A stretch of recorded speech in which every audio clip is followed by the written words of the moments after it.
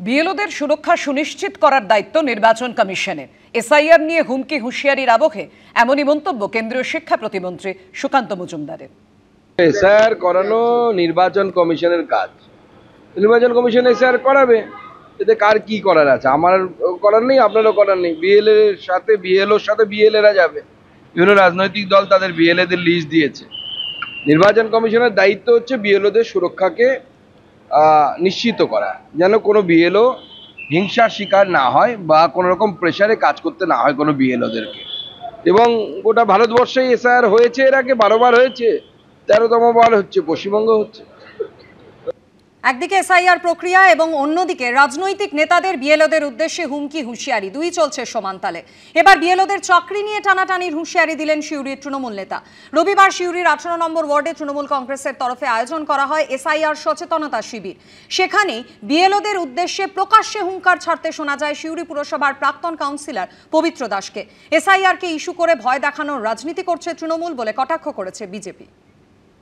BLO যারা আছে তারা যদি মনে করে যে কাউকে ফলস পজিশনে ফেলে কোনো একটা ভোটারকে বাদ দেবে, তারও চাকরি নিয়ে টানাটানি হবে। মঙ্গলবার থেকে এনুমারেশন ফর্ম নিয়ে বাড়ি বাড়ি যাবেন বিএলও অর্থাৎ বুথ লেভেল অফিসাররা। তার আগে এবার বিএলওদের চাকরি খেয়ে নেওয়ার ভয় দেখালেন সিউড়ির এই তৃণমূল নেতা। কোনো বৈধ ভোটারের নাম বাদ গেলে আদালতে যাওয়ার হুঁশিয়ারিও দিয়েছেন তিনি। রবিবার সিউড়ির 18 নম্বর ওয়ার্ডে তৃণমূলের তরফে এসআইআর সচেতনতা শিবিরের আয়োজন করা হয়, কিন্তু সেখান থেকেই বুথ লেভেল অফিসারদের উদ্দেশ্যে হুঙ্কার ছাড়েন তৃণমূল নেতা পবিত্র দাস, যিনি আবার তৃণমূল পরিচালিত সিউড়ি পুরসভার 18 নম্বর ওয়ার্ডের তৃণমূল কাউন্সিলর পিঙ্কি দাসের স্বামী। যদি কোনো বৈধ ভোটার যার সমস্ত কাগজপত্র আছে তাকে যদি ইচ্ছাকৃত বাদ দেওয়া হয়, তার এগেইনস্টে আমরা কোর্টের মাধ্যমে লড়াই করব। সরকারি কাজে অপব্যবহার করছে সেটা প্রমাণিত করে দেবো। বিজেপি যদি নির্বাচন কমিশনারদের দিয়ে ভোটার লিস্ট বৈধ ভোটারদের সেখান থেকে কিছু নাম যদি বাদ দিয়ে দেয়, তাহলে আমরা কি ছেড়ে কথা বলবো? আমরা ঘেরাও করব, আমরা আটকিয়ে রাখবো। পাল্টা এ নিয়ে তৃণমূলকে চ্যালেঞ্জ ছুড়ে দিয়েছে বিজেপি।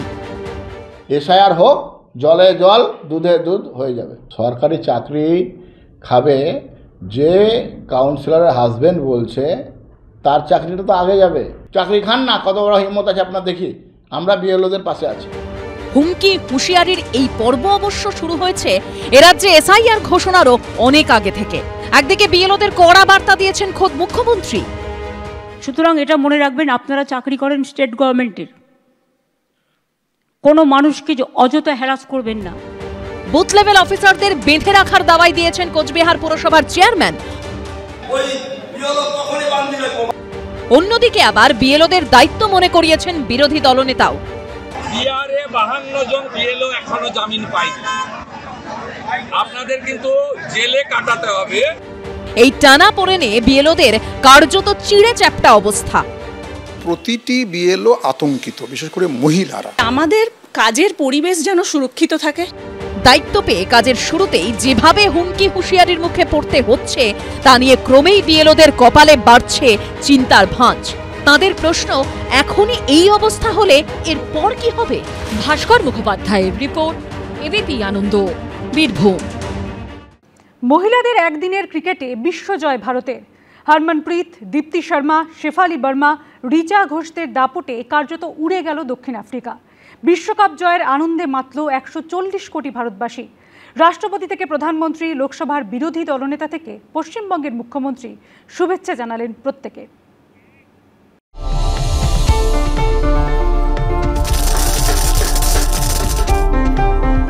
ওরাই আজ ভারতীয় ক্রিকেটে অর্ধেক আকাশ, যারা রচনা করলেন ক্রিকেটের নতুন এক ইতিহাসের ঐতিহাসিক অধ্যায়ে। মধ্যরাতে দেশের মাটিতে ভুবন জয় করল ভারতের প্রমিলা বাহিনী। বাঙালি হিসেবে প্রথম বিশ্বজয়ী টিমের সদস্য শিলিগুড়ির রিচা ঘোষ রচনা করলেন নতুন ইতিহাস। রবিবার নভি মুম্বাইয়ে ডিওয়াই পাটিল স্টেডিয়ামে নীল জার্সি গায়ে এই 11 জন মেয়ের হার না মানা লড়াই ছিনিয়ে এনেছে বিশ্বজয়ের খেতাব, যা মাতোয়ারা করেছে কোটি কোটি ভারতবাসীকে। স্বপ্নের ফাইনালে দক্ষিণ আফ্রিকাকে 52 রানে হারিয়ে একদিনের ক্রিকেটে বিশ্বসেরা হয়েছে ভারতের উইমেন ইন ব্লুরা। যার জেরে 1983, 2011 পর ফের একবার 2025-এ ওয়ার্ল্ড কাপ চ্যাম্পিয়ন হল ভারত। বিশ্বকাপ জয়ী অধিনায়ক হিসেবে কপিল দেব, মহেন্দ্র সিং ধোনিকে ছুঁয়ে ফেললেন ভারতীয় মহিলা ক্রিকেট দলের অধিনায়ক হরমনপ্রীত কৌর।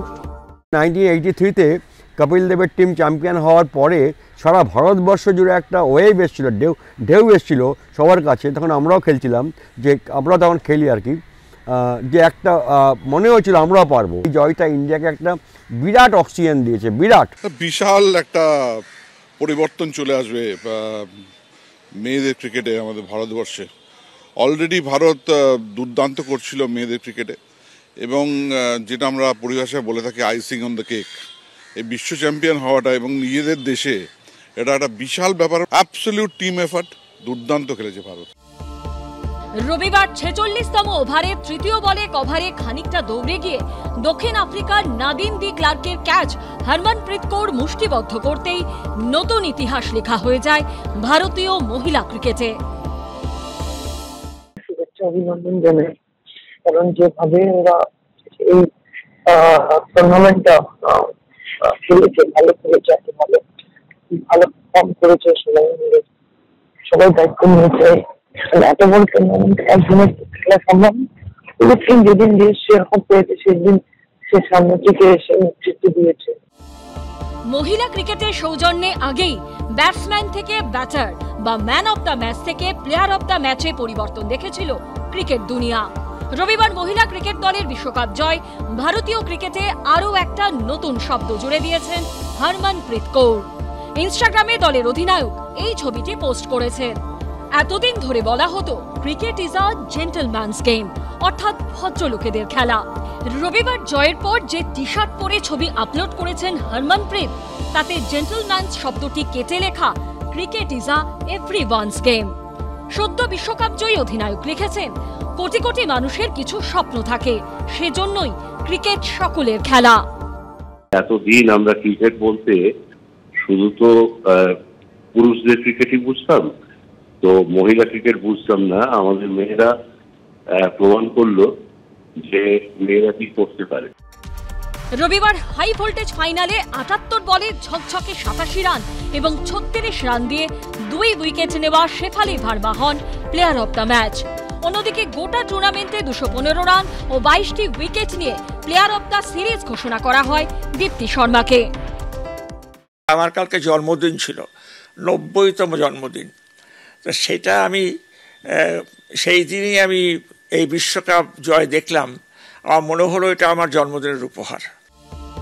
একটা সময় ছিল যখন মেয়েদের হাতে ক্রিকেট ব্যাট বল দেখে অনেকেই বাঁকা চোখে দেখতেন। সেই মেয়েরাই আজ প্রমাণ করে দিল যে এবার থেকে ভারতে ক্রিকেট মানে শুধু কপিল গাওস্কর, সচিন, সৌরভ, ধোনি, যুবরাজ, রোহিত, কোহলি বা বর্তমানের সুপ্মান বুমরারা নন। সেই তালিকায় এবার নাম জুড়ে গেল হরমনপ্রীত, দীপ্তি, শেফালি, জেমাইমার, রিচাদের। এর আগে দুবার ফাইনালে উঠলেও জয় আসেনি, পারেননি মিতালি ঝুলনরা। তাদের কষ্ট ভুলিয়ে দিলেন হরমনপ্রীত, রিচারা। বিহারের সহরসায় নির্বাচনী প্রচারের মঞ্চ থেকে জয়ীদের অভিনন্দন জানিয়েছেন নরেন্দ্র মোদী। জয়ের শুভেচ্ছা জানিয়েছেন রাহুল গান্ধী ও মমতা বন্দ্যোপাধ্যায়ও। সৌমিত্র রায় ও সন্দীপ সরকারের রিপোর্ট, এবিপি আনন্দ।